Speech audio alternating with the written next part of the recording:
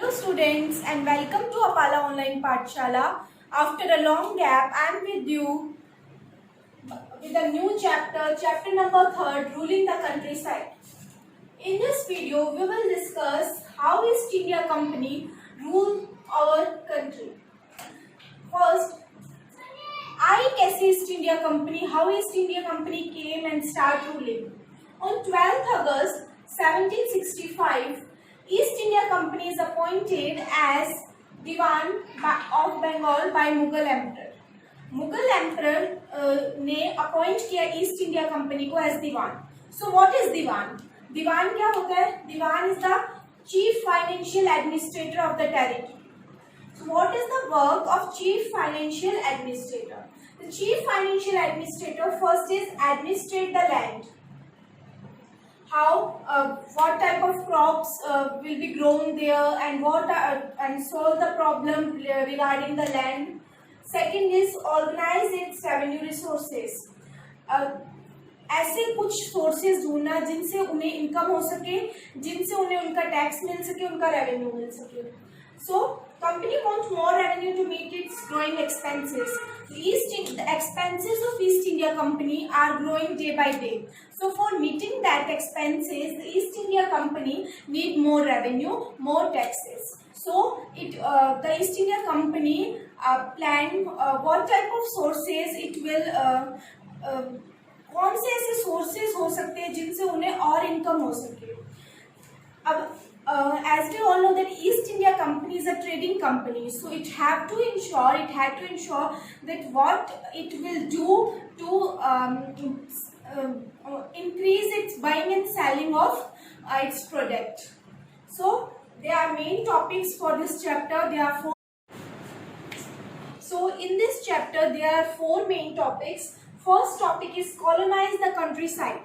The East India Company do many changes in the country by which it can rule smoothly on India. Second is organize the revenue resources. East India Company ने ऐसे बहुत सारे sources ढूंढने की कोशिश की जिनसे वो अपना रेवेन्यू, अपना टैक्स कलेक्ट कर सकती है, जिनसे उन्हें इनकम ज़्यादा हो. जब थर्ड पॉइंट है, जब ईस्ट इंडिया कंपनी ने रूल करना स्टार्ट किया, जब उससे पहले मोनार्क थे, मीन्स किंग थे, उस टाइम पे लोगों के पास अलग राइट्स थे जो कॉमन सिटीजन्स थे. लेकिन ईस्ट इंडिया कंपनी आने के बाद जो राइट्स थे लोगों के वो चेंज हो गए. Fourth is protection of crops. The East India Company want the farmers to grow that crops which would be more profitable for East India Company. So these are the four main topics. First we will discuss the topic revenue for the company. First topic is revenue for the company. As East India Company want more and more revenue for meeting its expenses, the major and the most important source of its revenue is land revenue. So in land revenue, the East India Company want regular tax. After every agricultural year, the East India Company want the farmer or peasants to pay the taxes on its produce to East India Company. Second is increase in tax rate. Before East India Company, the farmer or peasants pay tax to monarch or king, but when East India Company start ruling, the tax rate increases for farmers. Third, as we have discussed, the land revenue is the most important source for East India Company. So the East India Company get more area available for cultivation by which it gets more and more revenue for its. Before 1865, when the East India Company purchased goods from India, then it will pay to India in the forms of gold and silver, which is important from Britain. 1865 से पहले क्या होता था कि जितना भी goods purchase करती थी ईस्ट इंडिया कंपनी इंडिया से, तो वो इंडिया को in the form of gold and silver पे करती थी, जो कि ब्रिटेन से मंगवाया जाता था.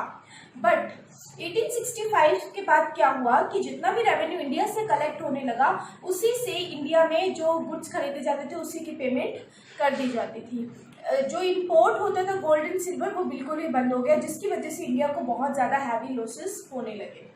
1770 में एक टाइम ऐसा आया कि जो बंगाल में इतने क्राइसिस आ गए कि जो आर्टिसंस थे उन्होंने अपनी फैक्ट्री बंद कर दी, क्योंकि उन्हें फोर्स किया जाता था कि ईस्ट इंडिया कंपनी के जो ऑफिसर्स थे वो उन्हें फोर्स करते थे दैट कि उन्हें ही वो गुड्स सेल करें, और जो गुड्स सेल हो उनके जो वॉल्यूम में वो उन्हें बहुत ही लो प्राइसेस पे करते थे।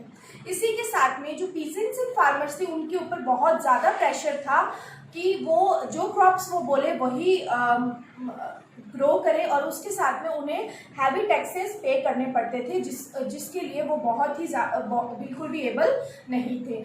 ऐसे क्राइसिस के साथ में बंगाल में जो 1/3 पॉपुलेशन थी, अराउंड 10 मिलियन पीपल की डेथ हुई, और इसके साथ में जो 1/3 पॉपुलेशन थी बंगाल की वो पूरी वाइप्ड आउट हो गई, मतलब पूरी तरीके से खत्म हो गई।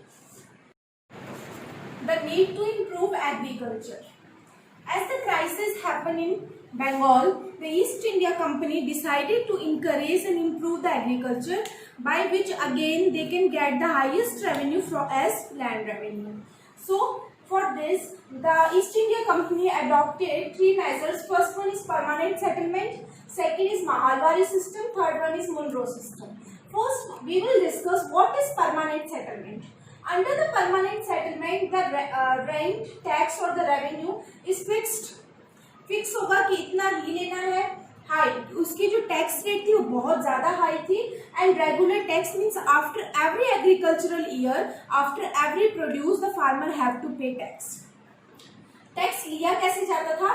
फार्मर्स पे टैक्स करते थे जमींदार, राजा या तालुकदार को। मीन्स ये लोग फार्मर से टैक्स लेते थे और पे किसको करते थे? कंपनी को, as they will get something as their commission. So by their commission, जमींदार have to invest in improvement of land. कि लैंड को इम्प्रूव करने के लिए, जो लैंड की क्वालिटी है उसे इम्प्रूव करने के लिए जमींदार को उसमें इन्वेस्ट करना पड़ता था ताकि प्रोड्यूस ज़्यादा हो। And the limitations, the limitation of this system is that tax rate is very high, by which it is very difficult that the peasant can't pay that tax. As they can't pay that tax, they will take the loan from zamindars, and when they will can't repay the loan, the zamindar will take their land and again resale it in auction.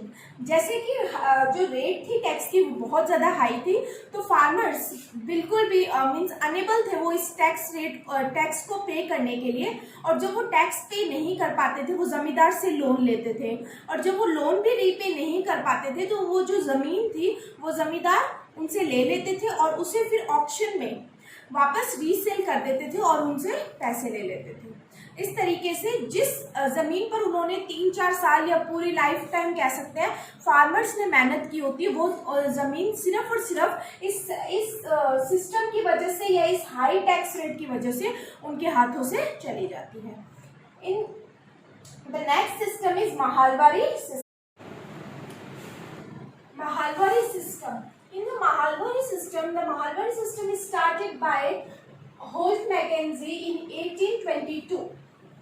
In this system, the revenue was collected by village headmen. There is no Raja, no Talukdar, no Zamindar. Only the village headman, the head of the village, will collect the revenue. The revenue was not fixed. In permanent settlement, we have discussed the revenue rate is fixed and it is very high. But in this system, the rate is not fixed. It is according to the land. Fourth point is tax rate will be revised periodically. As the rate is not fixed, from time to time the tax rate will change. And the last system is Monroe system. The name is Monroe system because it is developed by Thomas Monroe, and this system is also called Ryotwari system. It is very much similar to permanent settlement. Third point is it is applicable in South India. When the British take over the South India by Tipu Sultan, this system started in that area by Thomas Monroe. It is surveyed, the land will be surveyed before deciding the tax rate. Means according to the land, the tax rate will be decided. Whether the quality of the land is very good, then the tax rate will be high, or the quality of land will is not that much good, then the tax rate will be low. So it will not be a burden for farmer or peasants. Last point is British as parental figure for protecting riots. As this system is very much beneficial for the farmers, so we can say that British is a parental figure. British will protect the farmers, protect the riots. So this is our three system.